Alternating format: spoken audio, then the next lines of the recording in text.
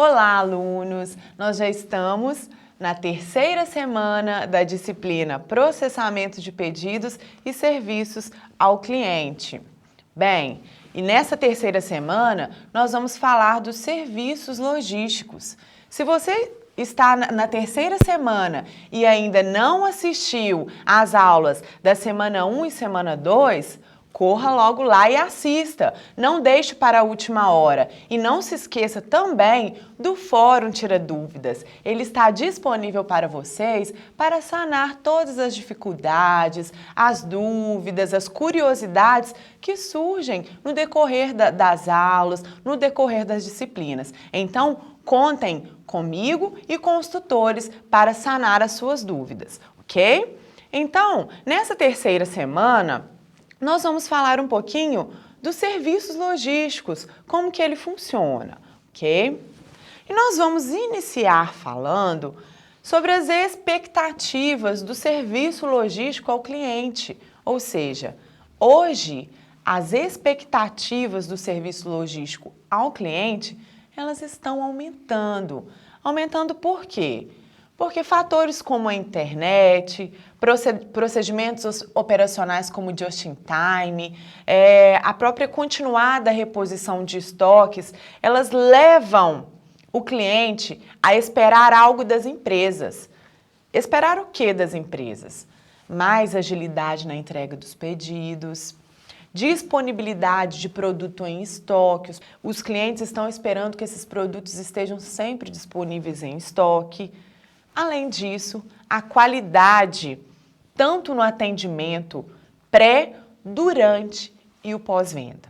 Bem, além disso, as empresas, elas possuem um tempo médio de ciclo de pedidos, que é o tempo decorrido entre o recebimento de um pedido e a sua entrega, que geralmente é de 7 a 8 dias. Então, observem que os clientes, eles estão esperando cada vez mais das empresas. E aí, com isso, nós ressaltamos que as expectativas dos clientes estão aumentando. As expectativas dos clientes quanto aos serviços logísticos estão cada vez maiores. Lembrando que nós falamos na aula passada, os serviços logísticos precisam oferecer qualidade e eles precisam conseguir a satisfação dos clientes a partir do momento que ele oferece qualidade, ok?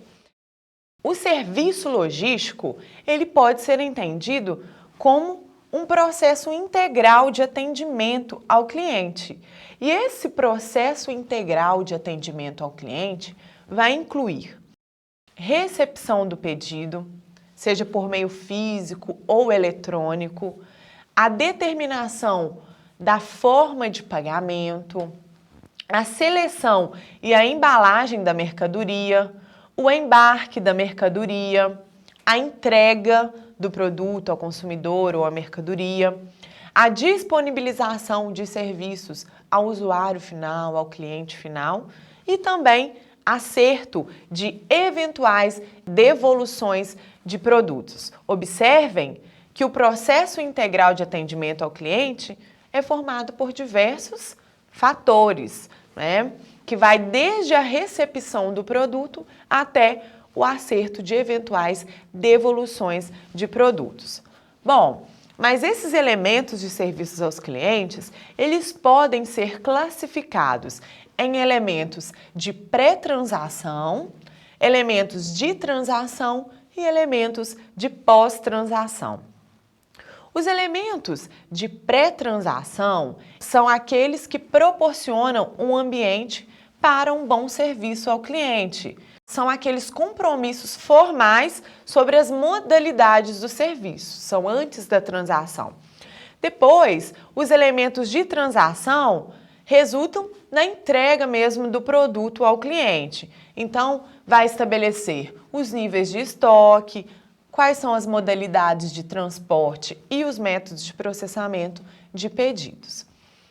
Após esses elementos de transações, os serviços de cliente, então, passa pelos elementos de pós-transação, ou seja, aqueles serviços que são necessários para dar suporte ao produto que já está em campo, assegurando aos clientes a reposição de mercadorias danificadas, por exemplo, tá? Então, os serviços ao cliente podem ser classificados como de pré-transação, transação e pós-transação.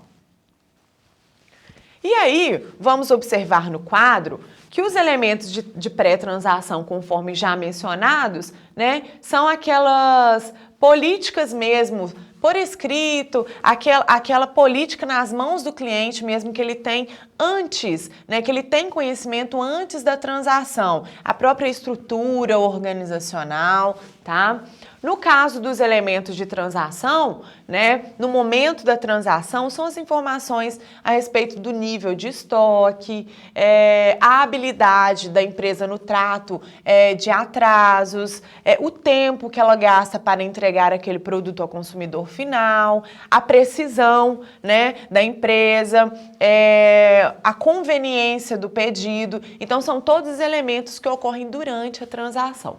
No caso dos elementos de pós-transação, nós vamos citar o caso de garantias, né, reparos, as peças de reposição, o rastreamento do pedido, queixas e reclamações dos clientes, né, a reposição temporária do produto durante os reparos. Ok, pessoal? E aí, esse pedido, né, esse serviço ao cliente, esse processamento, ele é passado por um ciclo, tá? Então, primeiramente, o cliente, ele acessa o site, ele compra, né? Depois, ele confirma, né? Existe a confirmação, na verdade, existe a confirmação do pedido recebido.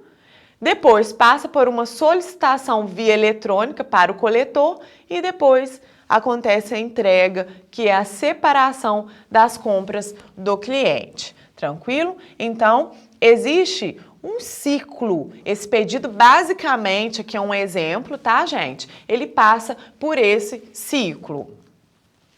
Bom, com isso, nós precisamos atentar que perante algumas interferências ou prioridades da empresa, este ciclo que nós acabamos de exemplificar para vocês, ele pode ser ajustado, tá? Então, é preciso que a empresa ela fique atenta para a prática correta de dois fatores: prioridade no processamento de pedidos e ela precisa ter padrão nas condições dos pedidos. Então, uma empresa que tem prioridade no processamento dos pedidos e ela padroniza as condições dos seus pedidos, ela então consegue, né, evitar algumas interferências, ela consegue evitar alguns descontentamentos nesse processamento de pedidos. Tranquilo, pessoal? Então nós vamos parar por aqui, a gente se encontra na próxima aula.